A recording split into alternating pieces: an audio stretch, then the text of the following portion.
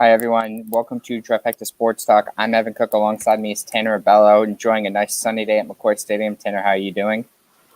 Evan, I'm doing okay considering there won't be baseball at McCoy Stadium in 2020, but it is sunny out now. Thankfully, it was a little messy earlier, but Yeah, actually kind of is. Uh, uh, yeah, I mean, a lot of things come out this week, especially with some of Gino Ramondo's comments, which we'll get into in a minute. But on top of that, like there was a report going around that minor league baseball is going to be canceled this year. So even if like they had it, even if they were having minor league baseball this year, like having games at McCoy Stadium this year probably wasn't even going to happen, just because the governor said no, you're not doing it.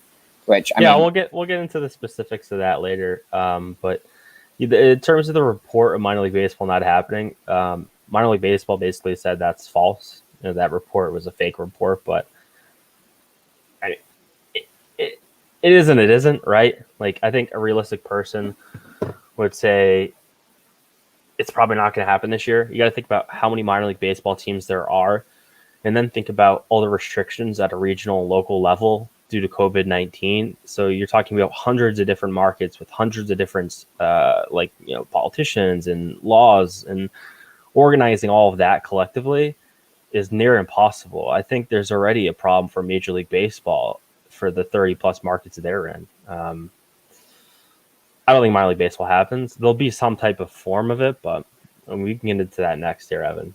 That is a long topic that we'll spend a lot of time on today. yeah. There has been a lot more optimism over the last couple of days that Major League Baseball actually may happen this year, but minor league baseball that's more likely than not just not going What to are your happen in thoughts on 2020. Major League Baseball's plans? I if you can get games played in your home ballparks, even though it's without fans and it's going to be a pain in the ass trying to move these teams around to these different cities. But if you can at least get it in your home ballpark, at least it gives you that some sort of, resemblance of like normalcy from an entire season, just because every ballpark is different. So the actual like chances you have of the way the game is played and the way some teams are even set up, you're able to actually use the advantages that you would have in your own ballpark to your advantage. Yeah, I just don't think it's well. You got to remember they're all on private planes, right? So could they safely transport teams from hotel to hotel in a safe way, right? I don't know if they can, and I think to get the baseball season started, I think that's critical, right? For Major League Baseball, is just throw the first pitch out, and if that's in Arizona in the spring training facilities, which makes sense to me to do that, and if you can do that, what's the point of at that flipping to your home venues, right? What's the point of taking that risk? Especially if the fact that there's probably not going to be fans, right? There's probably not going to be fans in attendance. I know there's been some commentary from the state of Florida, for example, where they're sort of entertaining the possibility at some point in June or July having fans in attendance. That's not going to happen. I think we have to be realistic about our expectations. As a sports fan, I'd rather just get sports back. I think the fans part of it is secondary, but we'll get to a point later here where the game day revenue is a huge part, especially of minor league operations, right? They don't have the multi-billion-dollar annual television rights deal that Major League Baseball has. Minor League Baseball has MILB TV, and then there's some local market contracts, which they don't bring any revenue in. Now, we know these local market contracts, they bring in dollars, pennies, cents, sometimes free. So there's a lot of complications. I think for Major League Baseball, they just have to get the product going. And it's going to take over a month just to get players back into camp to back the first pitch, right? Is it going to be spring training games, right? So there's a lot of questions. And there's a lot of plans too, but will it end up happening? I don't know. I think we're seeing that in the NBA, right, Evan? Where you see certain markets start to ease restrictions, and so certain teams can play and certain teams can start training again, where other teams in other markets can't, and that becomes fairness of the league as well comes into question. So there's a lot of pulling and going back and forth, but I think it's in the benefit of everyone involved to get their leagues back up and running in some form or fashion. Otherwise, they risk to lose, sometimes billions of dollars, and they have to pay back on television right deals. So, yeah, you're losing billions of dollars, and on top of that, you do run the risk of some teams folding and the league having to take it on. And then at that point, you're running risk of the league possibly folding. Granted, I don't think we're going to get to the point where you're having teams and leagues folding. And when I'm saying that, I mean the big four regarding baseball, basketball, football, and hockey. But hockey, I could see hockey folding in 10 minutes. They're relatively small. Look at their television deal. NHL, for as old as it is not nearly as big as it needs to be. I mean, that isn't wrong. That's not. It's gotten quadrupled by the NBA. I mean, you're absolutely right on that part, but I personally just don't see it happening. But there's some other smaller leagues, like even like the MLS. Like, are you going to start seeing teams fold because they can't have games? Yeah, MLS is interesting. I don't think MLS will return in 2020. That's my take. I don't think it comes back for the sole purpose of the importance of match day revenue with MLS. I saw a comment today from an executive at FC Cincinnati. He said 90% of their revenue comes from game day, match day revenue sources. For example, tickets, parking, concessions, things of that nature. That's 90% of their overall pie. And if that's the case, can you increase your television rights, your radio rights? Can you do other things to increase your overall revenue? Sure. But if 10% of your revenue is coming from outside of match day sources, then I don't think MLS comes back. And yes, it's FC Cincinnati, but across the league for MLS, their television deals are putrid because they're coming up on their contract, and we're going to see an exponential growth in their revenue from it. But the reality is, where it is right now is not high enough to sustain the league. So that makes it extra reliant on the match day revenue. They can't sustain themselves without fans, unless they could lose a lot of money, right? They'd have to restructure contracts significantly, and they're already losing millions of dollars. So MLS could take a hit. I'm looking at these other leagues too, Evan, and I know you say like the big four. It's really the big five now with MLS.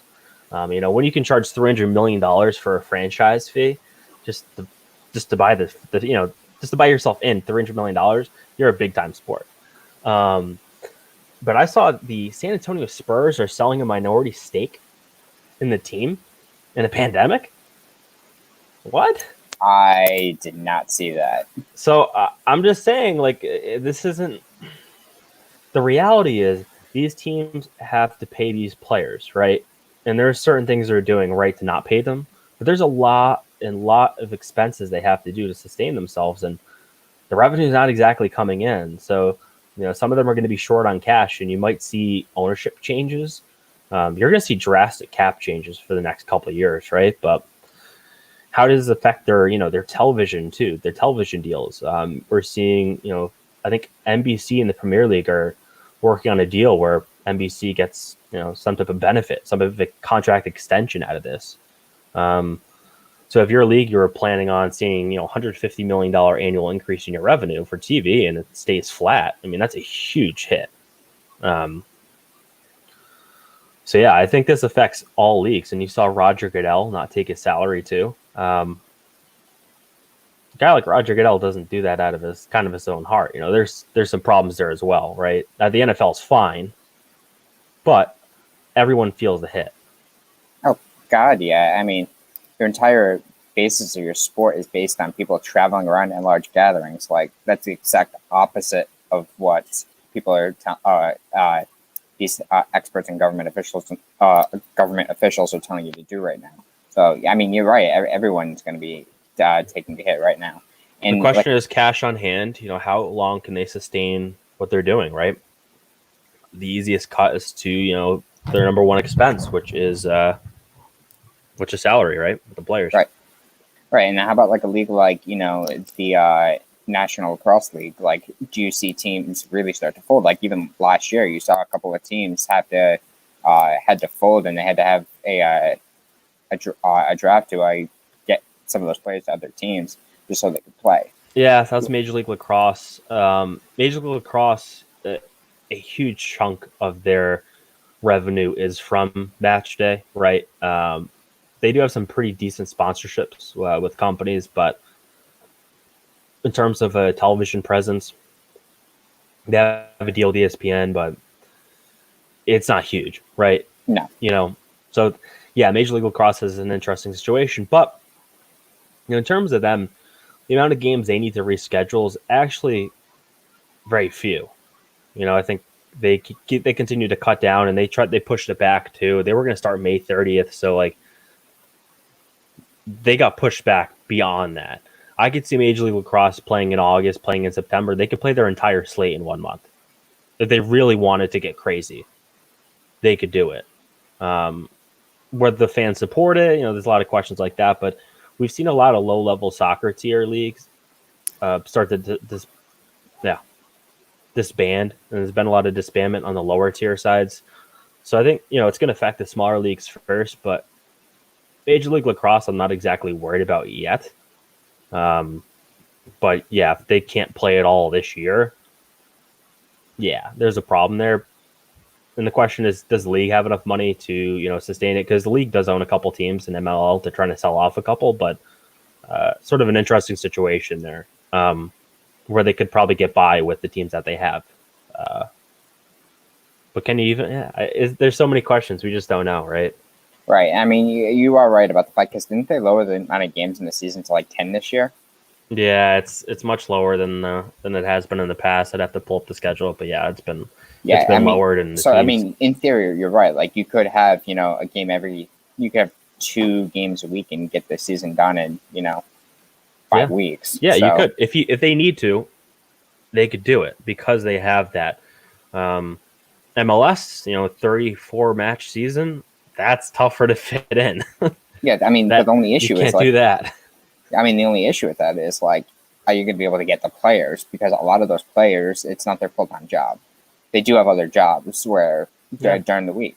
So can you get a player for 5 weeks and say like a player in the Cannons has to go play a game in Denver on a Wednesday night? Can they get realistically 2 days off from work to go play a game in Denver?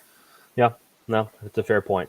And there's a lot of these minor league ball players too, on the baseball side, where they're not making a ton of money and they do rely on off-season jobs.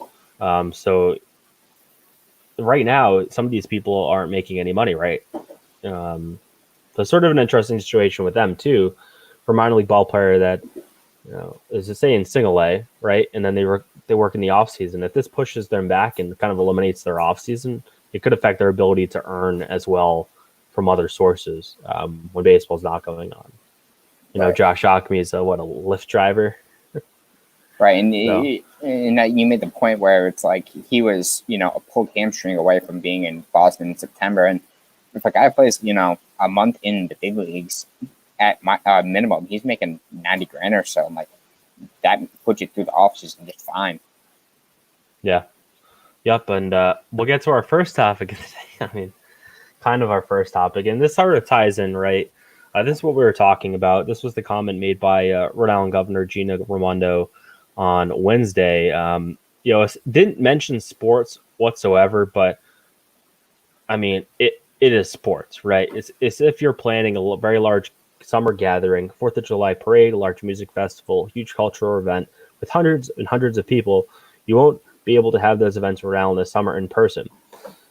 Didn't mention sports, and I know there's some municipalities, not in Rhode Island, but some places where they make this sort of broad statement, and then you see a release after saying, "Oh no, this doesn't include sports." I think we saw it with Toronto, where there was a statement that they put out, and they said gatherings of X are not allowed for this amount of time, and then right after, like, "Oh, this is not sports." Yes, and that went but that one only went to June 30th. That wasn't the entire summer. Correct. And saying that was also a month ago, and it seemed kind of aggressive at that time, but now looking at it, it didn't seem too aggressive. Maybe not aggressive enough. Yeah, no kidding. Yeah, so like I look at this comment, and we're not going to make an exception for the Pawtucket Red Sox. I wouldn't want them to either. I mean, I just don't think it makes sense to have 4,000 people at McCoy if no one can even go to a 4th of July parade. I mean, especially since, the Pawtucket Red Sox are not a long-term commitment to the state of Rhode Island. Like, Yeah. even if, like, say the ballpark in downtown Pawtucket became a thing, even then, it's like you would think you may lean the other way and give them the exception, but you still know. Yeah, I don't think you give an exception though. I don't think it's right. I don't think Toronto is right to give an exception to their teams either. And I think if it actually came to where you couldn't, go to a restaurant, but you could go to a Toronto Blue Jays game, they wouldn't let that happen. Right. I mean, getting the restaurants is a whole nother thing. Like, there should be some areas in the country, like in rural Montana, like you should be able to open up the restaurants now. But Yeah, if that's it's another safe. point. If it's safe using science, using math, and using models. But yeah, I just don't think baseball McCoy is going to happen this year. And does Friars basketball happen? Does Bryant Bulldogs basketball happen? Does Providence Bruins hockey happen? I mean, there's so many questions, right, that this arises. And I know it says the summer, but you got to think, all right, how far does that go? When can you start to see, sports events happening in Rhode Island with fans in attendance? Right. And I mean, even Bryant announced their football schedule earlier this week. And they have their first game against URI on September 12th on campus. And, like, is that going to happen? Well, it might happen, but there might not be fans there. That's the question, right? This just says summer, and I'm sure at some point she'll make another announcement that says fall, or at some point we'll get an update for fall. Sure. But yeah, no, that game, I don't know. Yeah, and I mean, college football in general, I don't know. Yeah, because Brian announced today that they are planning on having students on campus for the fall semester. I saw that. But again, like, it's April 30th right now. Like, that's, I think it's premature. 4 months away. It is premature, but I mean, you got to look forward to something. You can go back on your word. Like, is there just enrollment down? Sort of like they're just saying, oh no, we're going to have school here. I saw a lot of stuff from colleges the last couple of days about that, and I've also seen stuff that like enrollment's down across higher ed right now. So I don't know. Is there a correlation between saying we're going to have them on campus, all these months in advance? I think you should make the plans to do it, right? I think it's smart to make the plans. The public announcement part's like, let's wait, right? Let's not commit to anything. Right. You always reserve the right to change your mind, but I don't know. The only thing I can think of is it gives some of the students that want to go back to campus a little bit hope that, hey, you know what? We get to go back to campus. That's the only thing I can think of. They need cash for housing. I mean, that could be a thing too. They just need cash. I don't know. I'm just saying it's a little weird to me, a little suspect. But then again, all these sports leagues they're leaking stuff every day about all these plans that haven't come to fruition. So I think we'll see. Well, we've seen some baseball happen. South Korea is going to start up soon. We're going to see it on TV too. I think ESPN's in talks to bring some stuff to TV. Yeah, I think they're going to be having KBO games on TV, which that means we're going to get to watch like guys like Justin Haley, William Cuevas, and Casey Kelly. The question is, do they air? Is it a tape delay? I think it should be. I think you should put it in prime time. Oh God, yeah, you have to. Yeah. I mean, it's not like somebody on here is going to look up the score. You're watching. No, but people have been watching it on Twitter. What? They have been putting their games on Twitter, and people have been live streaming them on Twitter. Yeah, I know. I've been seeing that on Sunday mornings. And analytics is off the charts. Like millions of people are watching. Yeah, it makes sense. So you see like NASCAR is coming back in like mid-May. This is their first event. So like you'll start to see some sports come back. It's going to be the isolation sports. It's going to be golf and NASCAR. And then other stuff will slowly come back. Yeah. Hopefully we get some like baseball back at some point, but not in Rhode Island. Can you have a pickup game somewhere? Sure. Can you have the PawSox play McCoy? That will not happen. That's unfortunate. We may have seen the last game in McCoy Stadium, and a hell of a game for Cole Sturgeon. It was a hell of a game for Cole Sturgeon. 4-5 with 3 bombs. That should be in like a Rhode Island Baseball Hall of Fame, because if that's the final game played at McCoy, I mean, talk about a stat line. Cole. No, I mean it was such a crazy stat line. Like it completely walked off.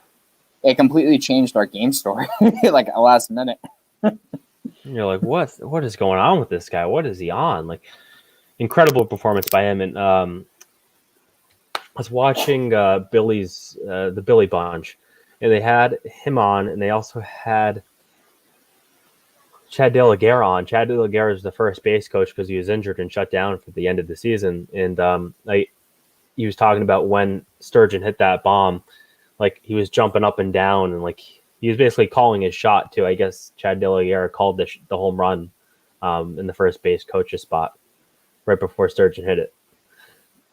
I mean, it's a 63-mile-an-hour eephus pitch. Like, Yes, yeah, that's what he said. A lot of people could hit it. Josh Ockamy could flick his wrist, and the thing would be into that thing would have went all the way to the old school Hasbro building. That's about a mile down the road. Yeah, it would hit the Polar Park. Yeah, probably. All right, so baseball's not happening at McCoy. I don't think that's gonna I think that's 100%. I think it's written in stone. It's not happening. Right, and I think, however, I think there's about a 50% chance that we may be able to see an actual game at McCoy Stadium again, because I just don't see Fuller Park opening again, and I don't see Pawtucket doing anything with that lot, so might as well have them there for 2021. They'll do something with the lot. I just don't think it'll be happening. I don't think it'll be happening in 2021. Yeah. Fuller Park, I know there was this report for last week out of Worcester, earlier this week, losing track of time because I'm stuck inside so much, but there's this report saying like, oh no, nothing has changed yet officially with the timeline for Fuller Park. And it's like, yeah, but it has, right? Clearly the timeline's changed. They just haven't officially changed the timeline. I mean, you've had a month of non-construction. Something's had to change, right? So does it open in time? I don't think so. I'm like 99% sure it doesn't open in time, actually. Because I thought their initial timeline was very aggressive, and I think they got a ton of work done, and I think they got on track to open in time, but I think they're actually about a month ahead of schedule. Realistically, now they're not. Oh, now you're back right on schedule. If they started today and nothing went wrong, they're on schedule. If there's a terrible winter, they're not going to open in time. So that's another thing that's playing in here. We don't know how the winter's going to play out. Right. We don't know when they can safely start to work on the building again. Right. So I just don't think Fuller Park opens. And the question becomes, do the PawSox play on the road to start the year? Or the WooSox, whatever they want to be called. It doesn't really matter what they're called. It's AAA Worcester. That's how the major league teams look at them. They don't look at them by their names. They're AAA this, AA that, single A this, high A that, low A that, short season this, DSL this. Like it doesn't. No one cares about your name. Really don't. Should we call them by one of their old names that a fan put it? The PawSox? Yeah. You remember that list that they released? Yes, that's a good list. It's a very good list. Yes, and I loved how they've released the whole thing and they didn't leave any names out. No, they did not. Yeah, the whole point of the minor league baseball is to support the major league product. That's the whole point. And we've overcomplicated the system, and it'll change. Major league baseball wants it to change. But right. So that's the question, right, Evan? Is if the park doesn't open in time, and I don't think it does, where do whatever AAA Red Sox play in 2021? We'll call them AAA Red Sox. Where do they play next year? To start the year, at least. Yeah, to start the year. 2021? Yes, I think it's a McCoy, just because what if they want to have home games and be able to get any game day revenue, their only option is McCoy. And breaking news. Sound the breaking news alarm. Sorry, I got some Patriots news here. The Patriots have signed 8 veteran NFL free agents. Officially, this is official. Defensive lineman Bo Allen, wide receiver Demir Bird, linebacker Brandon Copeland, defensive back Cody Davis, QB Brian Hoyer signed officially, wideout Marquise Lee, DB Adrian Phillips, and fullback Dan Vitale. So that's official just now from the team. No real breaking news, but it's sort of breaking news that it's official now. So if you were looking at the Patriots depth chart and wondering why Brian Hoyer wasn't listed at QB, that was the reason why. He actually wasn't signed. All right, I'm actually going to take you outside. My roommate is about to set up the smoke alarm. That's usually good. He's making something in a pan, and he put too much water in it. It created a bunch of smoke. Yeah, so getting back, sorry, the Patriots, for some breaking news. So I think you're right. I think they play at McCoy. There is the option of opening on the road, but you got to remember the ownership and the leadership, for that matter. They're going to have an entire season of lost revenue, so they're going to be rolling into next year. Can they afford to open up on the road? Will they have the cash on hand to do it? And Right. we're not talking. The salaries are paid for by the Major League Club, but there's a lot of other operational costs that go into making a minor league baseball team work. So I think it could be a situation where they just can't afford to open up on the road for however long it is. No, But I we don't mean, know. There's a lot of balls in the air on this one. I mean, if it's like a month, you might be able to do that, and you're gonna just lose out and say, a dozen or so home games. But if it's an entire season, you just can't do that just because it's just unfeasible. I know that Scranton did it when they opened up the new ballpark, but it's on very rare occasions that you're able to do that. Who else?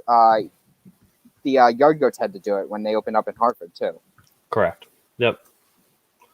Yeah, I just think it's going to be an interesting situation too because there's a lot of minor league owners and there's a lot of minor league teams, right? So will all these minor league teams get through this? Will all of them still be around next year? And I think you could see a massive shakeup in the next year of how minor league baseball is structured. Will the Worcester Red Sox even be the Worcester Red Sox? I mean, it's very true. We literally don't know. I think in terms of the minor league product, everything is out the window. There's going to be a massive restructuring. It probably won't affect AAA baseball, but they want to regionalize stuff a little bit better. And if you think about the International League, it's not put together as close as you would like it. And to be frank, Worcester and Pawtucket is actually a very bad location for the International League based on where the other teams are. It really is. A lot of the teams that are in the International League are in the Mid-Atlantic region, and then you have like Indianapolis and then the PawSox on the opposite ends away from everyone. Yeah, so I wouldn't be shocked if they come in and they're just like, yeah, you can't. I understand like it's been like that for a long time, but I wouldn't be shocked. You could have AA baseball in the Northeast. Like you could just do AA baseball in the Northeast, Mid-Atlantic AAA baseball, and then single A down in Florida. Right. Whatever you want to call it. They have to regionalize minor league baseball to lower costs. And yeah, Worcester, I don't know. That'd be something, wouldn't it? Oh my. Oh, they just came in and said, nope, you cannot have a team in Worcester. Oh God. You can move your AA team there. Which they probably would want too. Portland's kind of up on the you got it's kind of out in Timbuktu too. Yeah, you still have a New Hampshire team, right? But yeah. I forget you do have that. Yeah, I mean at least the New Hampshire team, it's kind of a new ballpark. I mean the Sea Ducks could use a new ballpark. That ballpark's going to get a little old. He was there. I'm just saying, I think I would not count anything out when it happens to minor league baseball. That's why I don't think it was a smart investment to build a new ballpark. The fact that Major League Baseball wants to shake up the thing and you're going to invest public infrastructure in a minor league ballpark, bad time to do it. Very bad time. Yeah. And this made things much worse. It's not really, yeah, right. It's much worse. It's not hindsight, right? Like, it's not in hindsight we probably wouldn't do it. It's, Major League Baseball has been talking about this restructure for a while, and this is probably going to make it a little bit worse, right? So, I don't know. AAA baseball, I do think it gets touched now. I think this is the right time to touch it. I don't know if it's going to happen to AAA, but yeah, to the extent, maybe not. But you may start. You will probably start. I know Major League Baseball has been wanting to do it, but you will probably start seeing minor league teams get cut. I think that's going to happen. Well, some of these owners need a bailout from Major League Baseball. Will there be the caveat of restructuring? There's going to be a lot of negotiation. There is a lot of negotiations going on with minor league baseball, Major League Baseball. There'll be a prospect league this year. Does the revenue of that, do they spin off the prospect league to some type of network? And does that revenue then get split between the minor league owners? I don't know. A lot of things up in the air. That would be a good idea. That would be a good idea because, it's right now it's just content. And if people really can't go outside and do stuff, but they can watch even a minor league game on at home, like of their favorite team, like they're people are going to watch it. You know what? If there's a prospect team for the Boston Red Sox, we'll cover it and we'll call them the Pawtucket Red Sox this year. Sounds good to me. That's what we'll call it. And yeah, it's going to be a shame though. McCoy, I'm going to miss McCoy. Yeah, it was hitting me earlier. It was hitting me last Saturday because we had Valley supposed to be at Pawtucket last weekend, and because last Saturday was such a beautiful day, I'm like, I was supposed to be in McCoy tonight, and I'm not. Yeah, speaking about games at McCoy, over the years has been a lot of good games at McCoy on 4-30. So last week or so, we've been going through, and the reality is it's not going to be games, so we might as well go back in the past and just look at games that occurred on this day in history, sort of come up with some content. So TrifectaNetworkSports.com, every morning we're releasing the best games from that day in history. 4-30, quite a bit. Last year, very, very bad. They lost both ends of a doubleheader against the Buffalo Bisons, 3-4, the score of both games. Yeah, I saw that because I when I was doing April 29th, the last time they had a win was like 2014. So it's it was bad. Yeah, 2017, Hector Velasquez threw 6 perfect innings in the start. I didn't actually understand why he was pulled. Like, I don't know. Like, the game recap doesn't tell me too much, right? But yeah, he had 6 perfect innings and was pulled. So I don't know. No walks, no hits. I have no idea. Maybe a rehab or something. I have no idea. I was kind of weirded out by. Count. I mean, that happens in my league baseball all the time. Yeah, Bryce Brent walked off a 2-run shot. That's one thing I've noticed quite a bit, Evan, is Bryce Brent over the years has hit a lot of home runs. Over the last 5 years, every single big moment that I've seen from what we've written, it's been Brent's home run. Yeah.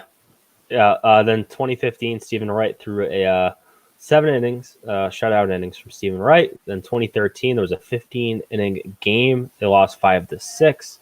2010, home runs from Josh Reddick and a pair of home runs from Daniel Nava. Reddick hit a lot of home runs too. I feel like every time I'm looking in that 2010 area, he hits a home run. 2008, Jeff Bailey hit a 2-run shot off Francisco Liriano. This is before Liriano became a big-time pitcher for the Minnesota Twins.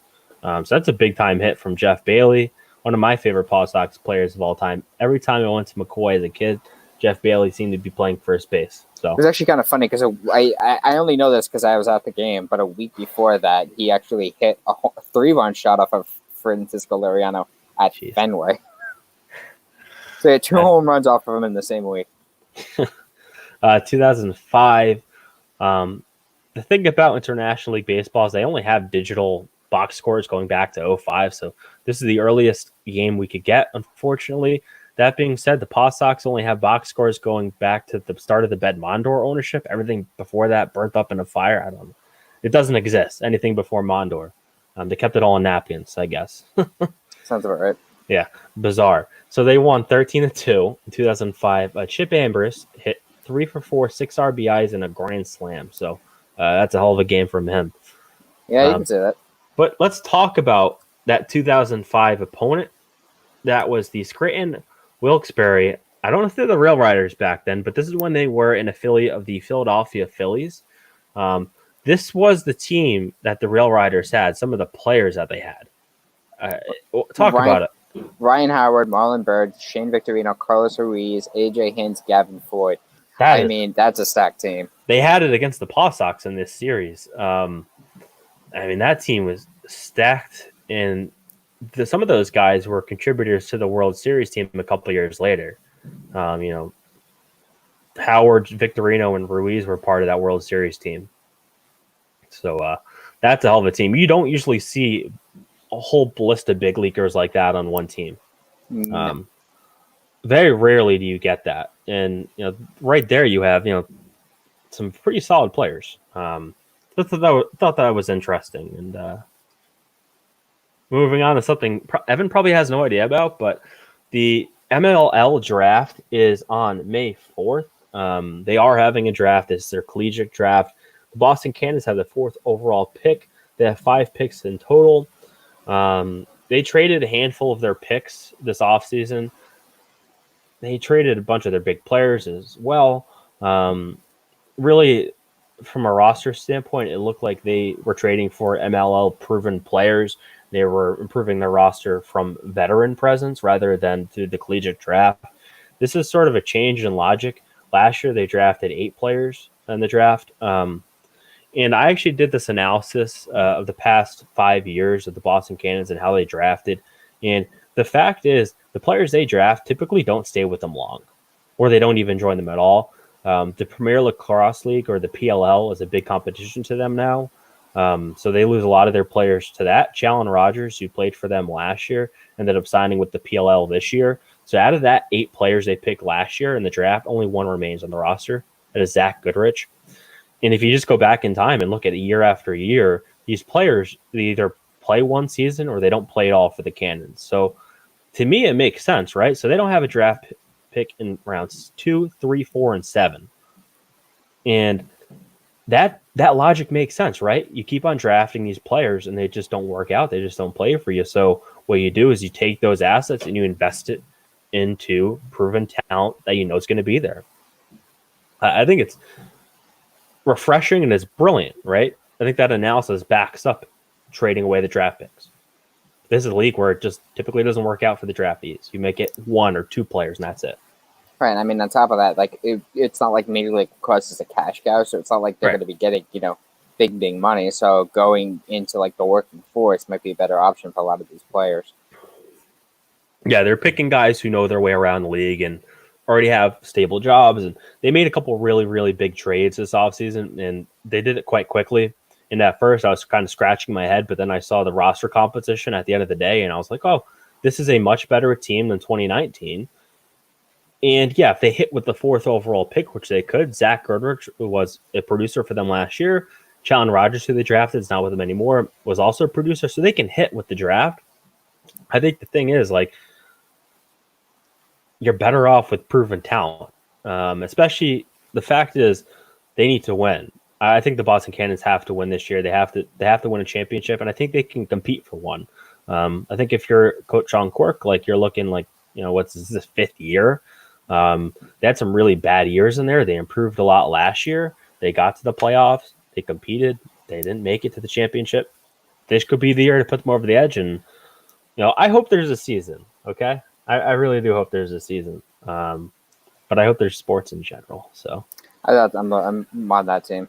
Yeah. I mean, they rely so heavily on their game day revenue that I don't know if it's feasible not to. But I think that's the case with a lot of leagues they're having problems with right now.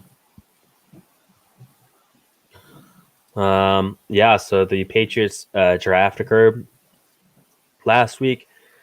And with their first pick that they drafted, they used it on a Division II safety, which I think shocked a lot of people, right? I think a lot of people were angered at first, and then they actually started reading about the player, and they're like, actually, this is a really pick. In a way, isn't it the most Belichick pick of all time? Yeah, it very well might be. He went defense the first 3 picks, so it's very Belichickian. Yeah, I mean, the first pick, you go with the D2 safety, who apparently can hit the hell out of people. Which, I mean, if you're a young quarterback, you're trying to get him him the ball as much as possible. If you have that hard-hitting safety out there, maybe he can create some turnovers, and that's what they're hoping for. Yeah, and then you look, going through this, they got 2 tight ends, 2 very promising tight ends. It's a solid draft for the Patriots. There's a lot of defense on there. And ultimately, like, what I'm more interested in and I think has more value for them is the undrafted free agent signings. You see this list. This list is insane. They signed 2 quarterbacks. They signed a bunch of wide receivers, including Jarrett Stidham's former slot receiver from Auburn and Will Hastings. So, like, this is the list I think that's more impressive. It's just the sheer number of names. They also grabbed, 2 tight ends as well, including the guy, Jake Burt out of Boston College. So that's the list I'm more interested in. I think, they're probably going to hit on a couple of players here, but, with Belichick, you almost wonder, is 1 or 2 players going to come out of this, right? I mean, it's been proven over the last what was it, like 10 years, you've had somebody, an undrafted free agent signing that's made the team 53-man roster every year. Yeah. So, So who is it this year? Yeah, I mean, last year it was Gunnar Olszewski. So, I mean, who knows? I like the player. I like Gunnar. Yeah. Yeah. So, like, I think it's interesting what they did. And the number one takeaway was probably that they didn't draft a quarterback. Like, they had signed some quarterbacks, but they didn't take one. So I really think this is Jarrett Stidham's team. And the fact that they signed Will Hastings too, is slot receiver from college, like that's a big indicator to me that Brian Hoyer's there, is capable, but it's probably Jarrett Stidham's team. Yeah, the only thing I could think of is you're going to go with Hoyer for maybe a year, and just to give Stidham a little bit more time, which at this point this would just be a lost year. You need to have Hoyer as your starting quarterback. But like you said, when you have that other Will Hastings, that's probably a pretty good indicator that they're trying to bring somebody in to help Stidham out because he has that relationship with him. How about the Red Rocket? No, thank you. There's been some rumors today after Dalton was released by the Cincinnati Bengals that he could be coming to the New England Patriots. No, I know there has been, but did you think? I think Andy Dalton's better than what his numbers have shown over the last couple of years. Look at that QB record. That's not bad. No, I can't read it. 70 and 61 and 2. 70 winning 60. Record. 2-11 last year though. Yeah, I mean that team was bad. He only had Tyler Boyd and Boyd. Yeah. Going back to the 2015 Bengals, who went 10-3. You know, AJ Green was probably a stud on that team, right? Probably. Let's see who else he had. Let's see, realistically, Andy Dalton, Jeremy Hill probably had a good year. Giovanni Bernard, Mohamed Sanu, Marvin Jones, Burkhead, AJ Green, Eifert.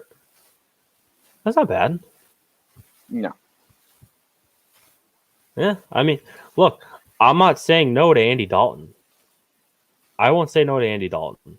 I mean, the big thing for that is how, what is he going to accept? Because his contract, right now, you only have about just over $1 million in cap space, and are you going to be able to fit him on? Yeah, no, that's a good question too. I mean, that's the biggest hurdle that I see if the Patriots take where they were to bring him in. I personally am. That doesn't get Andy Dalton doesn't get me excited at all. Jared Stidham gives me more excitement. Oh, me too. I'm just saying, you're going to need to bring in a third QB, and preferably someone who has a little bit of NFL experience, right? Unless you think Hoyer's enough, but I would like to see someone compete for Hoyer's job. Actually, I want to see someone come in and compete for the backup spot, and then maybe compete for the starting job too, right? Right. So you look at Cam Newton. I don't know. I actually think I prefer Dalton. I would agree with that, just because the last couple of years, Cam Newton's fallen off a cliff. So 2015 was the year he took them to the Super Bowl. 26-year-old season, MVP of the league, right? Let's see. Yeah, I think I prefer Dalton. Yeah, I mean, I'm looking at who he had too. Ted Ginn. What Newton actually? Till he had Greg Olsen. What Newton did with that? That's back when Olsen was a stud. Yeah, but that's still an impressive. Like, Dalton had better talent around him than Cam Newton did. That's my opinion. Jonathan Stewart, he was okay.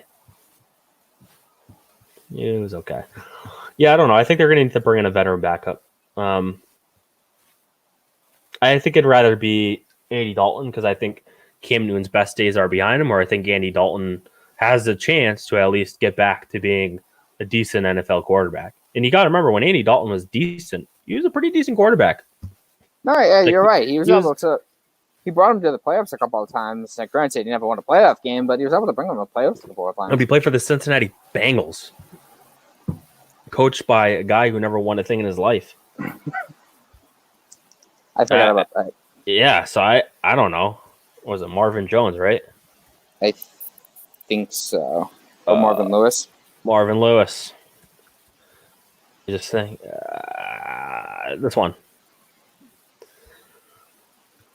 Was it this one? Just, definitely not him.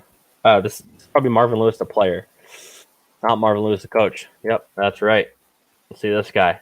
Look at that. Oh, he actually has over 500 record. Wow. 12-win season. Went 12-4. Yeah, not a very good coach. No.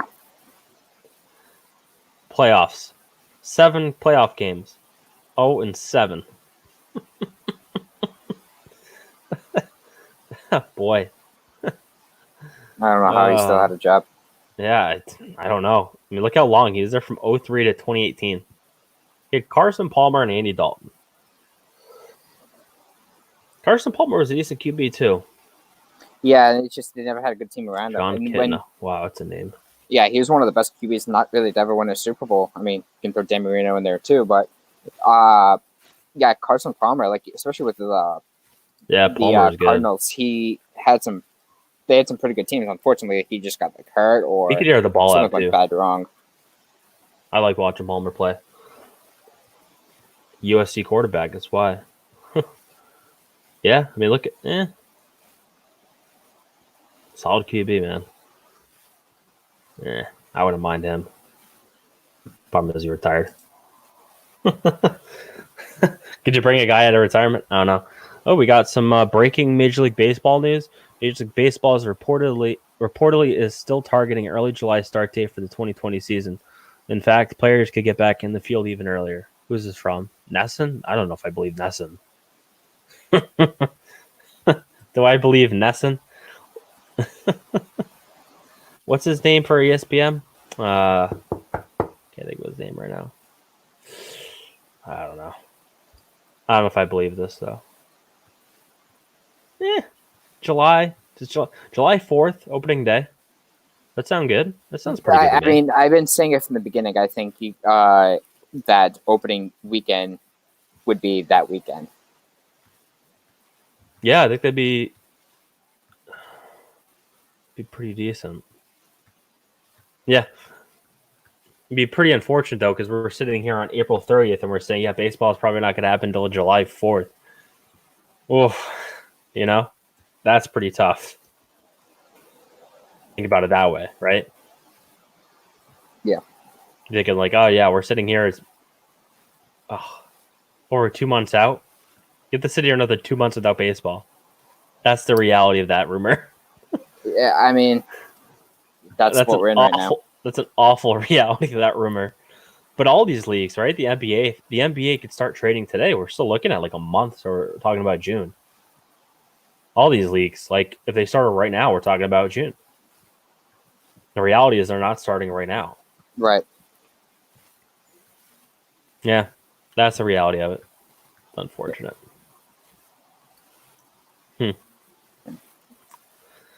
Yep. Yeah, the news has started to slowly trickle up in terms of sports. It's just all speculation now. Wild speculation about returning. Nothing based in reality. Yeah, I mean, even then, it's just more optimism than anything. We don't really know anything for sure until it happens. And next week on Trifecta Sports Talk, we just have every day, and we just go back and look at PawSox history for the last 50 years. Okay. Pretty much. I mean, we'll get some Patriots stuff. There'll be some Patriots rumors, but yeah, is that the fire alarm? No, it's kind of sounded like it. Yeah, it was a door. Yeah. All right, I think that's it. That was probably our shortest show that we've had in over a month, maybe. I mean, pretty short show, but it's also 50 minutes, and there's really not much more to talk about. I feel like we've talked about everything. We'll have more information next week, I think, on some of this stuff. We'll probably dive into the plans of each league. I think that would be worthwhile, is if we just go through Major League Baseball, NBA, NHL, NFL, all the major leagues, go through their plans, and we'll talk about the feasibility of it. But yeah, I thought the NBA would be the first league back, and I'm still holding to that one. So yeah, I think so too, and I think that does happen sooner rather than later, just because some cities you can start practicing in their yeah, but that's tricky though. That's very tricky. It is, but that's not fair to the teams that can't practice. Right, but it's the only reason why I say that. It's so dangerous too, because I remember Adrian Wojnarowski tweeted out that there were certain players like asking the teams if they should like go to Georgia to go practice, and I'm just like, no.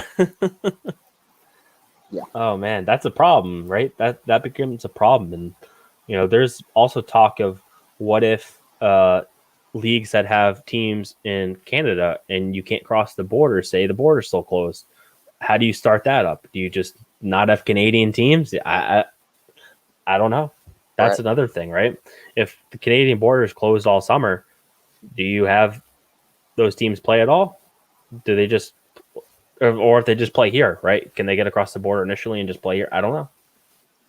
So many unknowns, Evan. Right. So much room for speculation, which can get very dangerous. I think we'll speculate some more next week, though. Right. Thanks for joining us. Hopefully we have more next week. Make sure to check TrifectaNetworkSports.com for the very latest in news. We continue to operate while other local outlets are folding by the wayside.